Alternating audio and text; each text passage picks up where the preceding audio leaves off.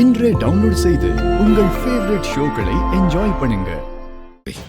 உங்ககிட்ட ஒரு முக்கியமான விஷயத்தை பத்தி பேசணும்.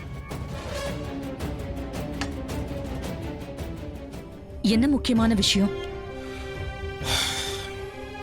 ரேவதி குண்டடிப்பட்டு ஹாஸ்பிட்டல் உயிருக்கு போராடிட்டு இருந்த போது அம்மா கோயிலுக்கு போய் ரேவதி நல்லபடியாக குணமாய் வந்தா கோயிலுக்கு பக்கத்தில் இருக்கிற நிலத்தை கோயிலுக்கே எழுதி கொடுக்கறதா வேண்டிட்டு இருக்காங்க. அது எதுக்கு என்கிட்ட சொல்றீங்க? இல்லம்மா, அதுல ஒரு சின்ன சிக்கல் இருக்கு. என்ன சிக்கல்? எங்க அப்பா அந்த நிலத்தை என் பேர்லயே எங்க அம்மா பேர்லயும் சேர்த்து எழுதி வச்சிருக்காரு. அப்ப நீங்களும் உங்க அம்மாவும் கையெழுத்து போட்டு கோயிலுக்கு நிலத்தை கொடுத்துட வேண்டியதானே? இல்லை ஈஸ்வரி, அது நானும் அம்மா மட்டும் கையெழுத்து போட்டு கொடுத்தா பத்தாது.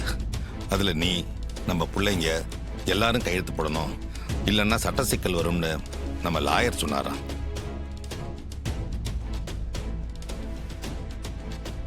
இதெல்லாம் இவனோட ஏற்பாடா இருக்குமோ?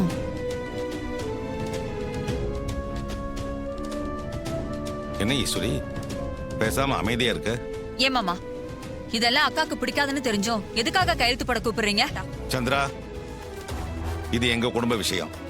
தேவையில்லாம நீ மூக்க நுழைக்காத. பாருக்கா மாமா எப்படி பேசுறாருன்னு. இது உன் குடும்ப விவகாரமா? நான் தலையிடக்கூடாதான்? அப்ப நான் இந்த வீட்டுல ஒருத்தி இல்லையா? நீங்க இப்படி பேசுறது கொஞ்சம் கூட சரியில்லைங்க. சந்திரா நம்ம குடும்பத்துக்காக எவ்வளவோ தியாகம் பண்ணிருக்கா. எனக்காக இவ கட்டின புருஷனையே தூக்கி எறிஞ்சிட்டு வந்து நிக்கிறா. இவ மனசு நோகிற மாதிரி பேசுறது சரியில்லைங்க. அத்தை, உங்க தங்கச்சி விஷயத்துல மட்டும் ஏன் இவ்வளவு அப்பாவியா இருக்கீங்க?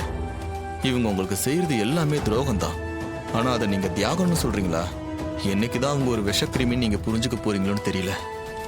அவ வாயை வச்சுக்கிட்டு பேசாம இருந்தா நான் எதுக்காக இப்படி எல்லாம் பேச போறேன்? இவ சொன்னதுல என்ன தப்பு இருக்கு? எங்க அம்மாவை கொன்ன கொலகார குடும்பத்துல இருந்து கோயிலுக்கு நிலத்தை தானமா கொடுத்தா அந்த பத்திரத்துல நான் கையெழுத்து போடணுமா?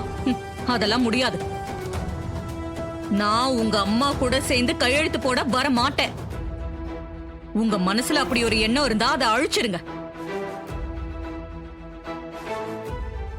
என் பொண்ணுக்காக என் சொத்து முழுக்க கூட கோயிலுக்கு எழுதி கொடுக்க நான் தயாரா இருக்கேன். ஆனா உங்க அம்மாவோட வந்து நான் கையெழுத்து போட மாட்டேன்.